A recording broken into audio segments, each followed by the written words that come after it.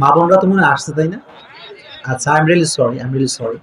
যেহেতু হক কথা বলতে হবে, কার পছন্দ হলো কার পছন্দ হলো না দেখার সময় আমাদের কাছে নাই। নাই, এই সময়টা আমাদের কাছে নাই। কথা হচ্ছে ভাই, বেশিরভাগ মেয়েরা এখানে নাই, অন্য জায়গাতে আছে। যেই মেয়েগুলো ইচ্ছা করেই জিন্সের প্যান্ট আর টি-শার্ট পরে বের হয় যুবকদের চোখ নষ্ট করবার জন্য। দ্য ফ্যাক্ট ইজ, আমরা যখন তাকাই তখন বোনরা বলে, দেখ লুচ্চাটা কেমনে তাকায় আছে, দেখ দেখ দেখ দেখ। আমি বলি, বোন নিজের চরিত্র আগে সংশোধন করেন, নিজের পোশাক সংশোধন করেন, যুব সমাজ সংশোধন হয়ে যাবে। আমরা কি ভাই কানা নাকি? এখন যদি কোনো মেয়ে বলে যে আমাদের চোখের সমস্যা, তাহলে আমরা কার ড্রাইভিং করি, সামনে একখান মেয়ে আসছে জিন্সের প্যান্ট আর টি শার্ট পরা, যুবক বলে আমি আল্লাহ তাকাবো না, চোখ যদি একবার নিচে নামায়, গাড়ি চলতেছে 100 গতিতে, হ্যাঁ গাড়ি কি রাস্তায় থাকবে না খাদে যাবে? এসব ফালতু লজিক কারা দেয়? কারা দেয় লজিক যে চোখ নামায় রাখো, চোখের সমস্যা, আপনার পোশাকের সমস্যা আগে। যেই নারী সুন্দর পোশাক পরে, মার্জিত পোশাক পরে, বোরকা পরে, হে যুবক দেখলে কয়, হ্যাঁ ঠিক আছে তোমার বউ হইতো রে, ঠিক কিনা বলেন ভাই আমার? আর যত ইফটিজিং হয় বেশিরভাগ দেখবেন যারা স্টাইলিশ ড্রেস পরে, জিন্সের pant, T shirt, tight fitting shirt যে নারীরা পরে, এরাই রাস্তাঘাটে বেশিরভাগ সময় ইফটিজিং এর শিকার হয়। আল্লাহ আমাদের সবাইকে চোখ হেফাজত করার তৌফিক দান করুন। যে যুবক নিজের চোখ হেফাজত করবে, আল্লাহ নিজেই তাকে দিনদার মেয়ে নসিবে জুটাই দিবেন। সুবহানাল্লাহ। তো আসতে পড়লেন। সেদিন আমি পাকিস্তানের একজন মুফতি মাওলানা তারিক জামিলের বয়ান শুনছিলাম। উনি বলছিলেন যে তাবলিগ জামাতের একজন সাথী ভাই খ্রিস্টানদের হসপিটালে অ্যাডমিট হয়েছে অসুস্থতার কারণে। তো 7 দিন, প্রায় 8 দিন পর্যন্ত একজন খ্রিস্টান নার্স, খ্রিস্টান নারী তার সেবা করেছে, প্রায় 7 থেকে 8 দিন। তো যখন সে যুবকটা সুস্থ হয়ে গিয়েছে, ইমানদার যুবক, মুখে চাপ দাড়ি রাখা আছে, সুবহানাল্লাহ পড়লেন না? 8 দিন পর নার্সটা এসে সুন্দর করে যুবকের বেডের কাছে দাঁড়ায় আছে, সুন্দরী নার্স, দেখতে অসাধারণ সুন্দরী। তো যুবকটা লাজুক কণ্ঠে বলে, কি ব্যাপার, আজকে রিলিজের দিন, আপনি এখানে কেন দাঁড়িয়ে আছেন? আপনি কি বলবেন কেন দাঁড়িয়ে আছেন? মেয়েটা এক বাক্যে বলল যে একটা প্রস্তাব দিতে চাই, উইল ইউ ম্যারি মি, আপনি কি আমাকে বিয়ে করবেন? যুবকটা শুনে সত্যি খুব লজ্জা পাইছে যে আপনি কি বলতেছেন? You are from Christian family and I am from Muslim family. We can marry. আমরা বিয়ে করতে পারি না, আপনি খ্রিস্টান, আমি মুসলমান। মেয়েটা বলল, যুবক তুমি যদি আমাকে বিয়ে করতে রাজি হও, এই মুহূর্তে আমি কালেমা পড়ে মুসলমান হয়ে যাব। যুবক আরো শকড, কি ব্যাপার, আমাকে বিয়ে করতে এত আগ্রহ? বললো যে আপনাকে একটা প্রশ্ন করতে চাই, आप मुझे ही शादी क्यों करना चाहते हैं? दुनिया में लड़के का तो कोई कमी नहीं है, मुझे ही क्यों चुना आपने, আমারে কেন ভালো লাগে? তো মেয়েটা বললো যে, পাকিস্তানের নারী আর কি, খ্রিস্টান নারী, বললো যে প্রায় 3 বছর থেকে আমি মেডিকেলে আছি, 3 বছর যত যুবক এখানে এসেছে, हर किसी ने मेरी जो चेहरा है आंख उठाकर देखा है, लेकिन तुम एक मुसलमान घर के औलाद हो, जब से तुम यहाँ पे आई हो एक बार के लिए तुमने मुझे आंख उठाकर नहीं देखा। सुभान अल्लाह पढ़लेन ना? 7-8 दिने तुम एकबार আমার দিকে চোখ তুলে তাকাও নাই। तो আমি ভাবলাম, जिस लड़के के अंदर ईमान का इतना जोर है कि किसी लड़की की तरफ आंख उठाकर नहीं देखता, वो जिंदगी में कुछ करे या ना करे अपनी बीवी के साथ गद्दारी नहीं कर सकता। আমি ভাবলাম যে কিরে, যে যুবকের মাঝে এতটা ইমানের শক্তি যে একজন মেয়ের দিকে সে চোখ তুলে তাকায় না, সেই যুবক জীবনে কিছু করুক কিংবা না করুক বউয়ের সঙ্গে গাদ্দারি করতে পারবে না। मैंने सोचा कि वो बीवी मैं ही क्यों ना बन जाऊं। তা আমি ভাবলাম যে বউটা আমি হলে সমস্যা কোথায়? তো যুবকটাকে প্রস্তাব দেব, যুবকটা অনেকক্ষণ ঠান্ডা মাথায় ভাবলো যে কি করা যায় কি করা যায়। যুবকটা লাস্টে রাজি হলো, মেয়েটার জায়গায় কালেমা পড়ে মুসলমান হয়ে গেল। একদম রিয়েল স্টোরি বলছি, বানানো গল্প নয়। এর উদ্দেশ্যটা হচ্ছে ভাই, নিজে নিজেকে ঠিক রাখেন, আল্লাহ আপনার জন্য ঠিক মানুষটাকে ঠিক করে দিবে। Correct yourself first, then everything will be correct. নিজেকে সংশোধন করেন, দেখবেন সবকিছু সংশোধন হয়ে গিয়েছে। এজন্য আজ থেকে আমরা নিয়ত করছি চোখের হেফাজত করে চলবো। রাজি আছেন তো ইনশাআল্লাহ? আজকের এই প্রোগ্রাম চড়িয়া মধ্যপাড়া বাইতুর রহিম জায় মসজিদ উন্নয়ন প্রকল্পে মাহফিল। আজকের এই প্রোগ্রামটি 26 নভেম্বর রোজ শনিবার। আজকের প্রোগ্রামের সভাপতিত্ব করবেন মাওলানা মোহাম্মদ রফিকুল ইসলাম শফি, শিক্ষক, বলিয়া উচ্চ বিদ্যালয়। আল্লাহ ওনাকে নেক হায়াত দান করুন। সিরাজগঞ্জ মাস চিপছামি করলে হবে না, দোয়া করছি তো আমি ঠিক জোরে বলতে হবে, বলেন আমি। আল্লাহ ওনাকে ইসলামের খাদেম হিসেবে কবুল করে নিন। প্রধান অতিথি রয়েছেন জনাব মোহাম্মদ হেদায়েতুল আলম রেজা, চেয়ারম্যান ৯ নং হাটিকুমরুল ইউনিয়ন পরিষদ। আল্লাহ ওনাকে জনগণের সেবক হিসেবে কবুল করে নিন। যতদিন বেঁচে আছে ইসলামের খেদমত করার তৌফিক দান করে পড়েন আমিন। বিশেষ মেহমান রয়েছেন হাফেজ মাওলানা আব্দুল আউয়াল, মুহতামিম মদিনাতুল উলুম হাফিজিয়া মাদ্রাসা, কাশীনাথপুর, খতিব জায় মসজিদ। আল্লাহ হুজুরকে নেক হায়াত দান করুন। আল্লাহ হুজুরের বেতনকে আরো বাড়ায় দিক। এইবার আর আমিন কেউ পায় না, জোরে বললে বাবা আমিন। যুবকরা, বক্তা সাহেব আসলে দেন 40,000 টাকা দিয়ে দেন, কোনো সমস্যা নেই। 50,000 দিয়ে দেন, কোনো সমস্যা নেই। কিন্তু হুজুর উমরায় গেছে না, আচ্ছা কোনো সমস্যা নেই। হক কথা বলতে হুজুর থাকতে হবে তা জরুরি নয়। তো ইমাম সাহেব সারা মাস খাটে, ইমাম সাহেবের বেতন মাত্র 7-8 হাজার টাকা। আপনার কি হক কথায় ঠিক বলতে ভয়টাই পাচ্ছেন নাকি? পুলিশ ধরবে আপনাদেরকে ভাই। আজকে সবচেয়ে বেশি অবহেলিত যে ব্যক্তি, তার নাম হচ্ছে ইমাম, তার নাম খতিব, তার নাম হোসেন। সবচেয়ে অবহেলিত। আমার মসজিদে যখন আমি জব স্টার্ট করি, that was my beginning level, যখন বক্তার বউ হই নাই, ওয়াজের ওয়াও শিখি নাই, বেতন ছিল 3,000 টাকা। কয় হাজার টাকা ভাই? মারাবা কি করে? তো 3,000 টাকা দিয়ে ভাই কারো সংসার কি চলে? পরিবার কি চলে? তো আল্লাহর রহমতে আল্লাহ এত বেশি দিলেন আল্লাহর উপরে ভরসা করার কারণে, যে এখন মসজিদে আমি কোনো বেতন নেই না, প্রতি মাসে নিজের পকেট থেকে মসজিদে বেশি দান করার চেষ্টা করি। তো এটা শো অফ না যে হুজুর মনে বিশাল বড় ধনী, না, the matter is not like that. আমার কথা হচ্ছে আমরা নিজেরাই নিজেদের সম্মানকে নষ্ট করে দিয়েছি। মাদ্রাসার ছাত্র, আমি তো পড়েছি কওমি মাদ্রাসায়। আমাদের ট্রেন্ড হচ্ছে যে মাদ্রাসায় পড়বে সে শুধুমাত্র শিক্ষক হবে, ইমাম হবে, ব্যবসা করলে বলবে হ্যাঁ জীবন ধ্বংস হয়ে গেছে। যা, এই ট্রেন্ড কে শিখালো আমাদেরকে? রসুল, প্রত্যেকটা রসুলের লাইফ আপনি চেক করেন, প্রত্যেকটা নবী বিজনেস করেছেন, ব্যবসা করেছেন। এখন হুজুররা ব্যবসা করলে মুসল্লি দেখতে পারে না, অন্য লোক দেখতে পারে না। হুজুর মানুষ, হুজুর মানুষ, হুজুর মানুষ, কি কি কি কি বলেন বলেন বলেন বলেন বলেন। তো কি, তো হুজুর তো সারাদিন তোর গোলামি করে খাবে? হ্যাঁ, হোয়াট ইজ দিস? আল্লাহ আমাদেরকে বোঝার তৌফিক দান করুন। মানে মাঝে মাঝে আবেগে দিয়ে একটা কথা বলে ফেলি। আপনি ডাক্তার করছেন নাকি ভাই? আপনি কিন্তু আমার শত্রু না, সবাই আমার পরিচয় টুকরা ভালোবাসার মানুষ। আমি কাউরে চিনি না, কারে বাস দেবো কন? কাউরে চিনি না। যা যা বললাম আল্লাহ বোঝার তৌফিক দান করুন। বড় আমিন।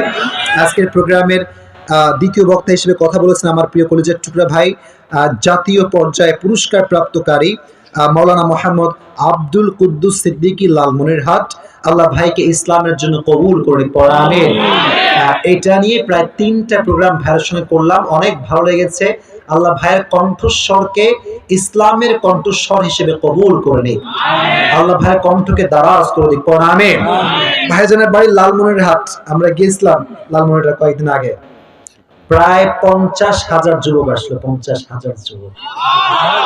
এটা শো অফ করছি না, বলছি এই জন্য যে ভাই এখনকার যুবক, বেশিরভাগ যুবক আজহারির ভক্ত। আপনি যাই বলেন, ওই মাতামাতি করে কোনো লাভ নাই ভাই। যে আসলে সত্য কথা বলে, বাস্তব কথা বলে, দিন শেষে সবাই কলিজার ভিতর থেকে ভালোবাসে, এটা আপনি অস্বীকার করতে পারবেন না। এটা সঠিক কথা ভাই। এই জন্য আমরা দোয়া করি যেন আমরা হুজুররা ঐক্যবদ্ধ হয়ে কাজ করতে পারি। আমাদের হুজুরদের মাঝে যে হিংসা, আজীব একটা ব্যাপার। নায়ক নায়কের বন্ধু হতে পারে, নায়িকা নায়িকার বান্ধবী হতে পারে, কিন্তু হুজুর হুজুরের বন্ধু হতে পারে। খালি মারামারি। ওই হুজুর আলিয়ার হুজুর, ওই হুজুর কওমিয়ার হুজুর, ওই হুজুর সুন্নি হুজুর, ওই হুজুর ওয়াহাবি, ওই হুজুর আহলে হাদিস। এই বাংলাদেশে কিলাকিলি, অন্য দেশে কিলাকিলি নাই। কথা ঠিক কিনা বলেন? আর বাংলাদেশে যেই পরিমাণ পীর আছে, অন্য দেশে সেই পরিমাণ জনগণ নাই। This is Bangladesh. তো আমরা বাংলাদেশেই থাকতে চাই, হক কথা বলে থাকতে চাই। রাজি আছেন তো ইনশাআল্লাহ? আল্লাহ সবাইকে হক কথা বলার তৌফিক দান করুন। আমিন। আজকে আমরা সংক্ষিপ্ত সময়, আমি শুনেছি যে আপনারা নাকি শেষ মানে বেশি রাত পর্যন্ত ওয়াজ শোনেন না। এটা না, আসলে কথা কিন্তু ঠিক আছে, ভালো ওইটা। আরে বাবা শোনেন, আরে শোনেন আগে। 11টায় আমি আলোচনা শুরু করেছি, আমরা 12টা 15 বা 20-এর মধ্যে শেষ করে দিব, তবে মোনাজাত করে যেতে হবে, ঠিক আছে ইনশাআল্লাহ? এই শর্ট টাইমে কথা বলবো বাস্তব, একটা কথা অবাস্তব হবে না। তাফসীর করব, সমাজের হক কথাগুলো বলবো, শুনবেন তো ইনশাআল্লাহ? যে কিতাব থেকে আমরা কথা শুনবো, কিতাবটার নাম কি? আওয়াজ দেয়, জোরে বলতে হবে। আজকের ওয়াজ যুবকরা আসছে বলে যে যুবকদের জন্য হবে তা কিন্তু না। মুরব্বীরা আসছে, মুরব্বীদের একটা হক আছে না নাই? মা বোনদের একটা হক আছে না নাই? আমরা সবাইকে নিয়ে কিছু কথা বলবো, ঠিক আছে ইনশাআল্লাহ?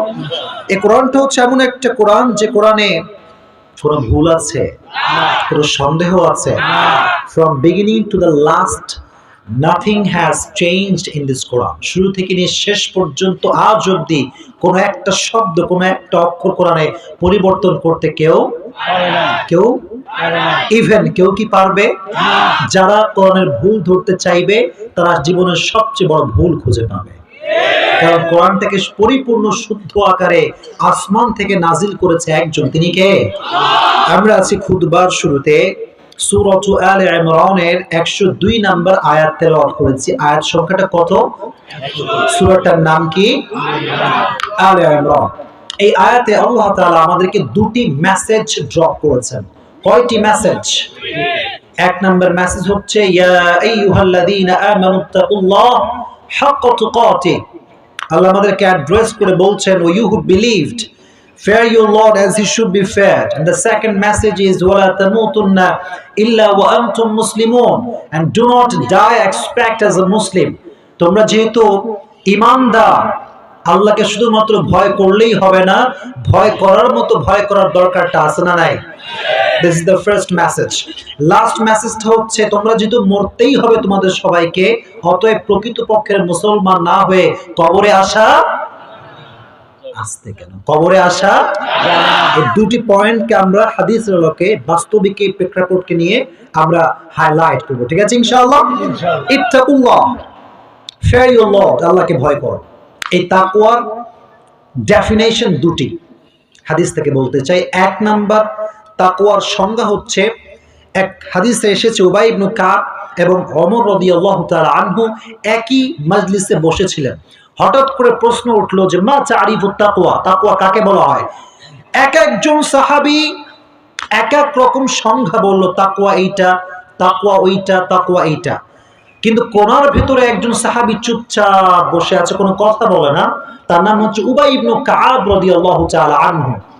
হঠাৎ করে ওমর খেয়াল করলেন, কি রে, সবাই তো উত্তর করলো মা তারিফুত তাকওয়া, তাকওয়া কাকে বলা হয়, কিন্তু উবাই ইবনে কাব তো কিছুই বলে না। এর কারণ জ্ঞানীরা কথা বলে কম, কাজ করে বেশি। উবাই ইবনে কাব চুপচাপ বসে আছে। হঠাৎ করে ওমর নিজের জায়গা ছেড়ে উবাই ইবনে কাবের কাছে গেল। উবাই ইবনে কাব, মা তারিফুত তাকওয়া, তাকওয়া কাকে বলা হয়? What is the definition of তাকওয়া, তুমি বলো না কেন? উবাই ইবনে কাব বলল, ওমর তুমি কি জানতে চাও তাকওয়া কাকে বলা হয়? ওমর বলল, হ্যাঁ আমি জানতে চাই, তাকওয়ার সংজ্ঞাটা কি? উবাই ইবনে কাব বলল, ওমর তুমি কি কখনো কাঁটা যুক্ত রাস্তায় হেঁটেছো? কাঁটা, চতুর্পাশে কাঁটা, চতুর্পাশে সাপ আর বিচ্ছু। ওমর বলল, নাম, ইয়েস আমি হেঁটেছি। বলল, কেমন করে হেঁটেছো? নরমালি হেঁটেছো না কোনো চেঞ্জ ছিল, পরিবর্তন ছিল? বলল, অফকোর্স চেঞ্জ ছিল। হাতে একটা লাঠি, যেন সাপ আমায় কামড়াইতে না পারে। কথা ঠিক কিনা বলেন ভাই? আর পায়ে একটা শক্ত জুতা পরেছি, যেন কোনো কাঁটা আমার পায়ে আঘাত করতে। উবাই ইবনে কাব বললেন, ভেরি শর্ট টাইম, এটাই হচ্ছে তাকওয়া। সুবহানাল্লাহ। উবাই ইবনে কাবের এই কথা শুনে ওমর কিছুটা শক, কি রে, এটা তাকওয়া কেমন করে হয়? ওমর বলল, আমাকে একটু ব্যাখ্যা করেন যে এটা তাকওয়া কেমন করে হতে পারে। উবাই ইবনে কাব বলল, ওমর দুনিয়ায় যখন হাঁটবা, দুনিয়ায় যখন চলবা, হালালের সঙ্গে হারামের সংমিশ্রণটা আছে না নাই? পেছনে ভাইরা কথা কয়টা? আছে আছে আছে। আমি কি দলিল দিয়ে দিব? আচ্ছা, চাকরি করা এটা কি হারাম না হালাল? এখনকার চাকরি যখনই আপনি নিতে যাবেন বলবে ক্যা তোমারা মামা খালু হ্যাঁ, ক্যা হ্যাঁ, মামা খালু কি আছে? যদি বলে যে আছে, বলে আসো, যদি বলে নাই 10 লাখ টাকা আগে। আচ্ছা বলেন, চাকরিটা হচ্ছে হালাল, আর এই যে আপনি ঘুষটা দিচ্ছেন 10 লাখ, এটাও তো হালাল? আরে না, এটাও হালাল, এটাও বরকতের কাজ। ছি ছি ছি ছি ছি। এটাই হচ্ছে হারাম হালালের খেলা। আপনি হারামটাকে বাদ দিবেন, হালালটাকে অ্যাকসেপ্ট করবেন, আপনাকে মুত্তাকি বান্দা হিসেবে ঘোষণা দিয়ে দিবে একজন, তিনি কে? এটা একটা এক্সাম্পল দিলাম। আর একটা এক্সাম্পল দিই, বিয়ে এলাকায় হয় না, হইলে আপনারা কেমনে বসে আছেন? বিয়ে তো হয়, বাট দ্য ফ্যাক্ট ইজ বিয়ের বাড়িতে ডিজে গান ছাড়া এখন বিয়ে হয় না। ওই দিকের ভাইরা সব মরা, একটু কথাবার্তা বলেন ভাই, কথা ঠিক কিনা বলেন ভাই। ছি ছি ছি, মুরব্বীদের যে কি কষ্ট। মুরব্বীরা বলে বাবা বন্ধ কর বন্ধ কর, যুবক কি বলে জানেন? বলে খ্যাত, মুরব্বী খ্যাত। ছি ছি ছি ছি, মুরব্বী খ্যাত না, যে যুবক ডিজে গান বাজায় ওই খ্যাত। আওয়াজ দিয়ে বলেন ঠিক কিনা? ডিজে গান বাজায় বিয়ে দাও, তাই না? আচ্ছা, মুরব্বীদেরও দোষ কম না, এখানে কিছু কিছু মুরব্বীর দোষ আছে। মুরব্বীকে যখন বলি মুরব্বী সাহেব এটা আপনি কি করছেন, বলে হুজুর মেয়ের বয়স তো কম, একটু করো একটু করো করো। আছে না নাই ভাই? তো যেই মুরব্বী এটা বলবে যে একটু করো করো করো করো, আপনি বলেন মুরব্বী তাহলে আপনি একটু জাহান্নামে যান, একটু যান, একটু একটু একটু একটু একটু একটু গেলেই হবে, আল্লাহ। তার মুরব্বী বলবে তোর মতো শত্রু আমার কেউ নাই। আসলে কি আমরা শত্রু না বন্ধু? উই আর ইউর ওয়েল উইশার, আমরা আপনার কল্যাণকামী ভাই। গান যে বাজায় হালালের মতো এই কাজে, সে পরিবারে যাই পাক আর তাই পাক না কেন, সুখ কোনোদিন খুঁজে পাবে না। এজন্য বিয়েতে কোনো প্রকার গান বাজনা বাজানো যাবে না। আল্লাহ আমাদের সবাইকে হালাল বিয়েকে হালাল ভাবেই দেওয়ার তৌফিক দান করুন, সকলেই পড়া আমিন। তাকওয়ার ফার্স্ট ডেফিনিশন ভালো করে তাফসীর বুঝতে হবে। তাকওয়ার ফার্স্ট ডেফিনিশনটা হচ্ছে যে আমরা হারামকে বাদ দিব, হালালকে অ্যাকসেপ্ট করব। রাজি আছেন তো ইনশাআল্লাহ? 2 নাম্বার তাকওয়া কাকে বলা হয়? 2 নাম্বার হাদিসে ব্যাখ্যা এসেছে, তাকওয়া মানে কেউ দেখে না, কেউ শোনে না, শোনে একজন, তিনি কে? দেখে একজন, তিনি কে? আচ্ছা, এখন যদি আল্লাহই দেখে আমাকে, আমি কি সুদ খেতে পারবো? শুনতে পাচ্ছেন তো আমি ভাই? পারবো? আচ্ছা যুবক, তোমাদেরকে যে এত প্রেমের প্রস্তাব মেয়েরা দেয় না, আমি আচ্ছা তোমরা খ্যাত হলে দিবে না, যদি স্মার্ট কথা দিবে অবশ্যই। আচ্ছা যদি দেয়, একটা উত্তর করবো আজ থেকে, বলবা যে আমি এইগুলো কাজ করতে পারবো না, কারণ আমার হৃদয়ে ভয় আছে একজনের, তিনি কে? যাদের হৃদয়ে আছে আল্লাহর ভয়, তারা কবু পথ ভুলে যায় না। পড়েন, আল্লাহর প্রেম ছাড়া এই দুনিয়ায় কারো কাছে কোনো কিছু চায় না। ঠিক না? We have to achieve the fear of Lord, আল্লাহর ভয় অর্জন করতে হবে। তাহলে দ্বিতীয় সংজ্ঞা হচ্ছে কেউ দেখে না, কেউ শোনে না, শোনে একজন, তিনি কে? এই ভয়, এক্স্যাক্টলি এই ভয় যদি প্রত্যেকটা, বলবো আপনি ভয় পাচ্ছেন? প্রত্যেকটা অফিসারের হৃদয়ে যদি এই ভয় থাকে যে আল্লাহ ইজ অবজার্ভিং মাইসেলফ, আল্লাহ আমাকে দেখছেন, বিশ্বাস করেন আগামীকাল রবিবারের সূর্যোদয় হবে, বাংলার মাটিতে সুদ ঘুষ কিচ্ছু থাকবে না, থাকবে না, থাকবে না। কারণ যখন কেউ ঘুষ খায়, তার হৃদয় এটাই চিন্তা থাকে যে আমাকে দুদক, এই কি বলে এটাকে, দুদক, দুদক না ধরলেই হবে। কিন্তু সে বোঝে না দুদকের চাইতো আরো বড় দুদক তো আসমানে আছেন, তিনি কে? এটা যদি কেউ বোঝে, সে কি আর ঘুষ খাইতে পারে? এক অফিসারের কাছে তার কর্মচারী ঘুষ নিয়ে আসছে 10 লাখ টাকা। কয় লাখ টাকা রে ভাই? মাসটার নাম হচ্ছে রমাজান মাস। মাসটার নাম কি? অফিসার এমনি অজু করতেছে, মানে নামাজ পড়বে, আসরের নামাজ, তো ঘুষ নিয়ে আসছে ব্যাগে করে অনেক টাকা। স্যার 10 লাখ টাকা স্যার। অফিসার খুব রাগ, বেয়াদব, রমাজান মাস, হাত নিয়ে ঘুষ দেওয়া যায়, ঘুষ নেওয়া যায়, টেবিলে ঢুকা, টেবিলে ঢুকা, টেবিলে ঢুকা।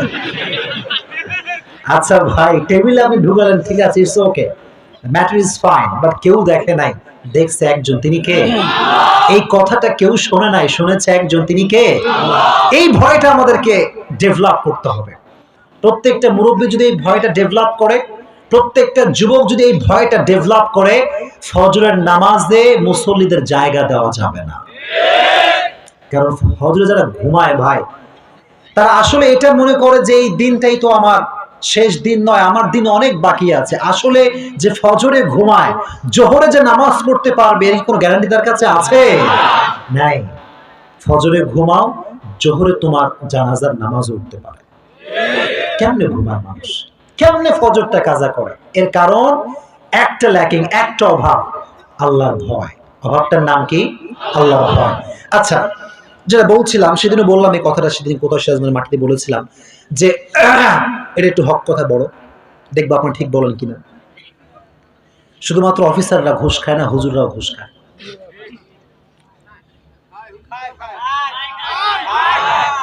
ভয় পাচ্ছেন ঠিক বলতে ভাই? আমি আমার কথা বলছি, মানে আমাদের আত্মসমালোচনা করছি। হুজুররা ঘুষ খাইলে মত চেঞ্জ করে ফেলে, হক কথা বলাও বন্ধ করে দেয়। কথা ঠিক কিনা বলেন? সব বন্ধ। টাকা দিবা সব ওকে। টাকা দিলে যেই নেতা নামাজও পড়ে না, হুজুর বলবে আমাদের নেতার চরিত্র ফুলের মতো। The matter is close. কেন বলেন না ভাই, বলেন না।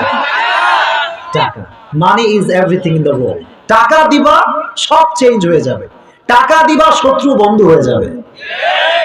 ওই সেদিন আমি সিরাজগঞ্জে বলছিলাম যে, রাগ করতেছেন আপনারা সবাই? কথা কি বোঝা যায়?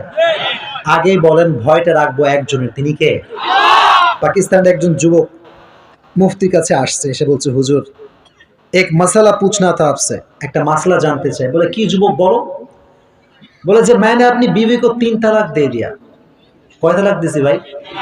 क्या कोई तरीका है हलाल करने का? হুজুর কোন একটা তরিকা তো হবে মুফতি সাহেব, একটু ভাবেন। মুফতি সাহেব বলে বাবা দোয়াও চাই মাফও চাই, কোনো তরিকা নাই। তোর বউ হারাম তো হারাম, আজীবনও হালাল হবে না।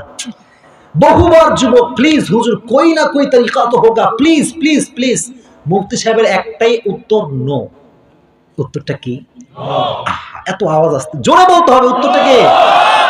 যুবক সর্বশেষ যখন ব্যর্থ, চেয়ারটা অনেক ছোট রে ভাই, যুবকটা এমনি করে পকেটে হাত দিছে, হাত দিয়ে কোনো কথা নাই, কোনো আওয়াজ ছাড়াই এমনি করে পকেটে মানি ব্যাগটা বের করছে। বের করে বেশি না 500 টাকা নোট বের করছে। मुफ्ती साहब क्या फतवा चेंज हो सकता है?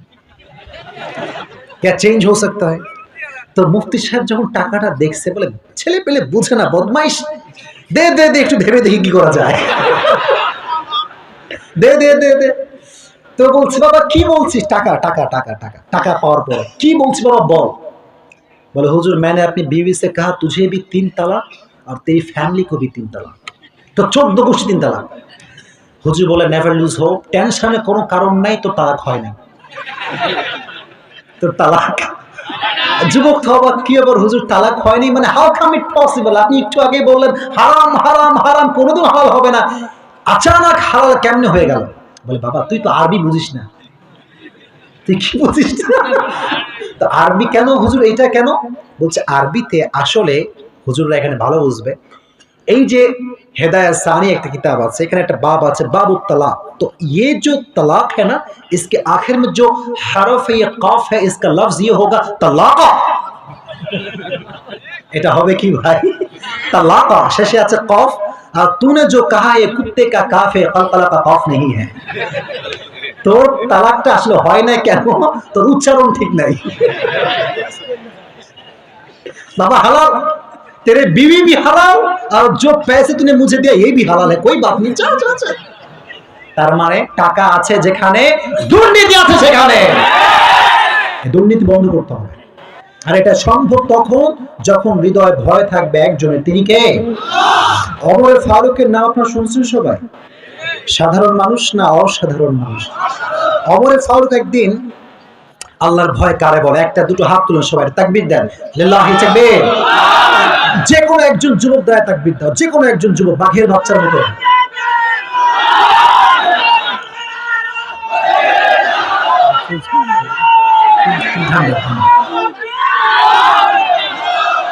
মাশাআল্লাহ।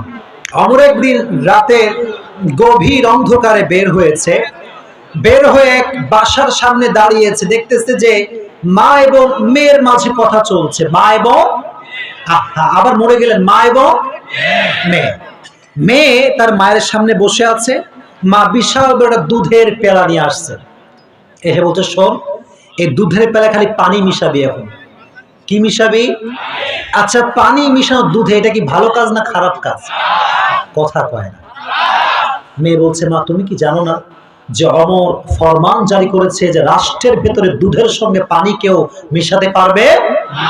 এখন মা বলে, তুই কি পাগলি? অমরের 14 গোষ্ঠীর কেউ নাই, তুই আরামে মিশা, কোনো সমস্যা নাই। কিন্তু অমর বিহাইন্ড অফ দ্য ডোর আছে না নাই? অমর দাঁড়ায় আছে যে মেয়েটা কি রিপ্লাই করে, কি উত্তর করে, আমি এটা শুনতে চাই। মেয়েটা সর্বশেষ শর্টে বলছি, সংক্ষেপে বলছি, একটা কথা মেয়েটা বললো, and that was heart touching. এটা হৃদয়ে আপনার টাচ করবে। সেটা কি? মেয়ে বললো যে মা, গভীর অন্ধকার রাত, পুলিশ নাই, বিডিআর নাই, র্যাব নাই, আর্মি নাই, অমর নাই, অমরের রাজ্যের কেউ নাই।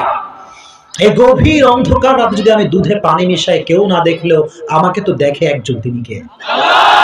এই কথা শুনে অমর ঠাস করে কেঁপে উঠছে। মাঝে মাঝে দেখবেন যে আমরা যখন দুঃসংবাদ পাই, হঠাৎ করে আমার কল আসছে, কি ব্যাপার, আপনার আব্বা মরে গেছে, আমি কেঁপে উঠবো না? হঠাৎ করে খবর আসছে, এটা কেঁপে উঠবো। অমরও কেঁপে উঠছে। কিরে? অমর এ কথা বলতে বাধ্য হয়েছে যে যুবতী মেয়ের মাঝে আমি অমরের চাইতে বেশি আল্লাহর ভয় আছে। অমর সোজা গো ব্যাক টু হোম। বাসায় গিয়ে সন্তান আব্দুল্লাহ ইবনে ওমর, এদিকে আসো। বাবা তুমি কি বিয়ে করতে চাও?